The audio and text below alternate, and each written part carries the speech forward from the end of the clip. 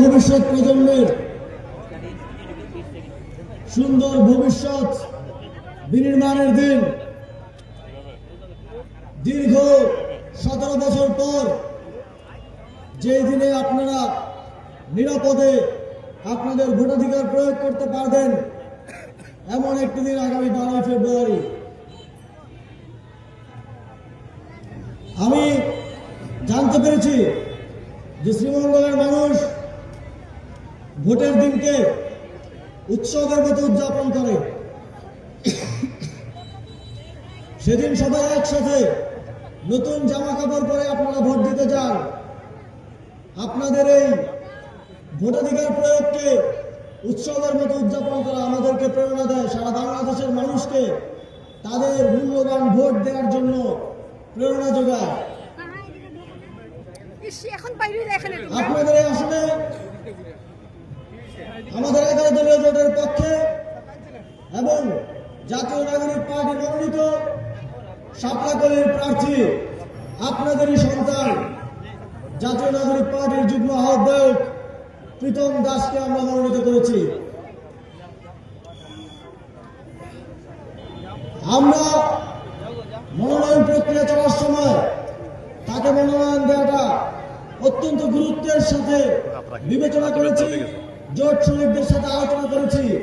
কারণ এই অঞ্চলের মানুষদের নিয়ে তিনি এক যুগ ধরে কাজ করে আসছেন। আপনাদের ন্যায্য মজুরির অধিকার, আপনাদের জীবন মান উন্নয়নের অধিকার নিশ্চিতের জন্য লড়াই করতে গিয়ে তিনি 131 দিন জেল খেটেছেন। তিনি ফ্যাসিস্ট হাসিনার সরকারের দ্বারা অন্যায় অনিয়ম অনাচারের শিকার হয়েছেন আপনাদের জন্য। আমরা বিশ্বাস করি 12 তারিখ নির্বাচনে আপনারা তার এই কাজের প্রতিদান দেবেন এবং আপনারা যদি প্রীতম দাসকে নির্বাচিত করেন, তিনি সামনে আরো শক্তি নিয়ে, আপনাদের সমর্থন নিয়ে আপনাদের জন্য আরো লড়াই সংগ্রাম চালিয়ে যেতে পারবেন বলে আমরা বিশ্বাস করি। আমাদের 11 দলীয় জোট যদি আপনারা আপনাদের সমর্থন দেন, আমরা নির্বাচিত হই, তাহলে আপনাদের এখানকার চা শ্রমিকদের, এখানকার মাটির মানুষদের তাদের মাটির অধিকার, তাদের ভূমির অধিকার আমরা ফিরিয়ে দেব ইনশাআল্লাহ। আপনাদের দীর্ঘদিনের পৌরসভা বর্ধিত করার যে দাবি, সেই দাবি আমরা দ্রুত সময়ের মধ্যে বাস্তবায়ন করব ইনশাআল্লাহ।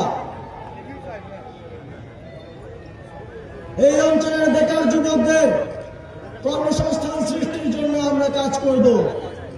শ্রীমঙ্গল কমলগঞ্জকে আপনাদের যে পর্যটন শিল্পের আবার সম্ভাবনা, সেই সম্ভাবনাকে বাস্তবায়নের জন্য আমরা কাজ করব।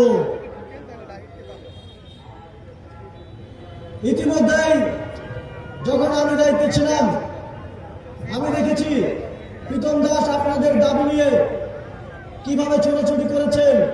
মন্ত্রণালয়, সচিবালয় থেকে বিভিন্ন সরকারি কার্যালয়ে তিনি গিয়েছেন।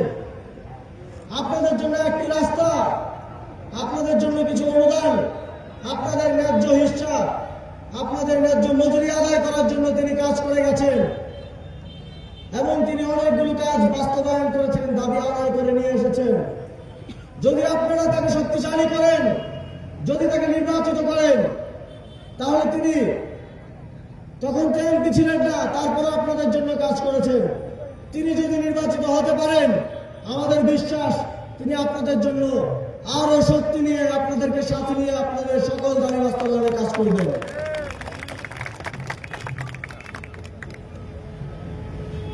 সংগ্রামী বন্ধুগণ, ইতিমধ্যেই জাতীয় নাগরিক পার্টির পক্ষ থেকে দাবি করা হয়েছে এবং আমাদের ইশতেহারও এটা অন্যতম গুরুত্ব সহকারে থাকবে।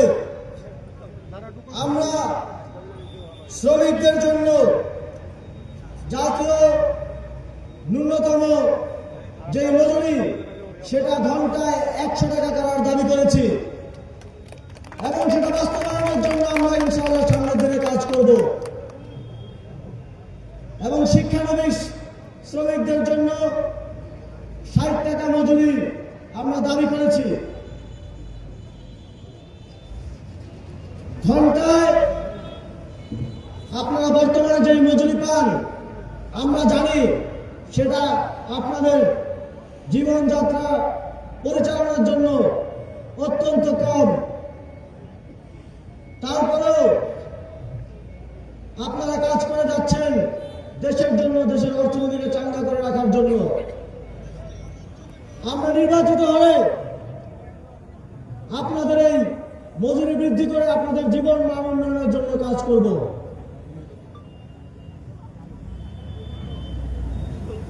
আমরা ইতিমধ্যেই বলেছি এবং এটা আমরা আন্দোলন হিসেবে গড়ে তুলব। যারা এই মাটির মানুষ, যারা এই উর্বর মাটি থেকে চা উৎপাদন করে সারা দেশে বিশ্বে পৌঁছে দিচ্ছে, তাদের ভূমির অধিকার নিশ্চিত করার জন্য আমরা কাজ করব। সংগ্রামী বন্ধুগণ, নির্বাচনী দিন যত ঘনিয়ে আসছে আমরা দেখছি একটি দল হিংস্র থেকে হিংস্রতর হয়ে উঠছে। আমরা গতকাল অত্যন্ত শঙ্কার সাথে দেখেছি আমাদের শরিক দল জামাতে ইসলামের একজন উপজেলা সেক্রেটারিকে নির্মমভাবে হত্যা করা হয়েছে। আমরা দেখছি একটি দল বিগত সময়ের মতো ফ্যাসিবাদী আওয়ামী লীগের মতো আবারও হামলা মামলা সন্ত্রাসকে ক্ষমতায় যাওয়ার সিঁড়ি হিসেবে বেছে নিচ্ছে। আমরা তাদেরকে হুঁশিয়ারি করে বলে দিতে চাই, এবার 11টি দল ঐক্যবদ্ধ হয়েছে। বাংলাদেশের মানুষ ভোটাধিকার প্রয়োগের জন্য ঐক্যবদ্ধ হয়েছে। তাদের এই সন্ত্রাসী কার্যক্রম আর মেনে নেওয়া হবে না। আমরা আপনাদেরকে নিশ্চয়তা দিতে চাই, ভোটের দিন কেন্দ্রে সুস্থ পরিবেশ আপনারা ভোট দিতে পারবেন, সেটা নিশ্চিত করার জন্য 11 দলীয় জোট আমরা সেখানে উপস্থিত থাকবো।